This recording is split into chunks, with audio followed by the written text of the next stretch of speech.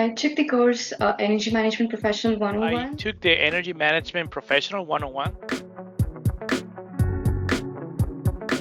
The course was delivered through a virtual classroom setup.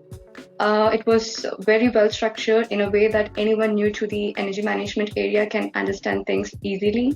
There was a lot of activities and virtual demonstrations.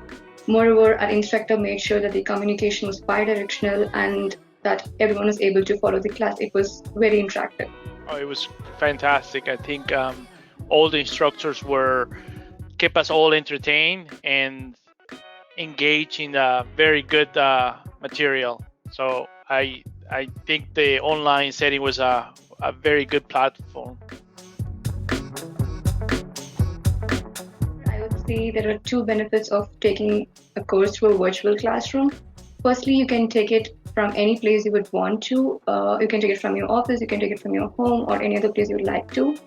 Secondly, the virtual classroom is very well regulated and well sequenced. For example, if you have any questions, you can just raise your hands virtually through the app, or you can just type it in the chat box, and the instructor will make sure he or she gets back to you.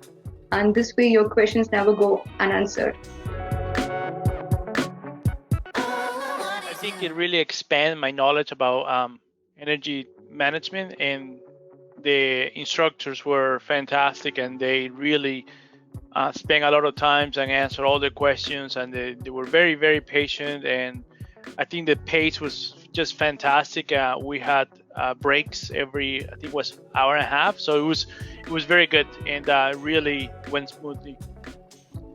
I learned all the fundamentals about energy management from A to Z, right from energy equipment, energy fundamentals, calculations, to finding the energy saving opportunities in buildings, codes and standards, etc. etc.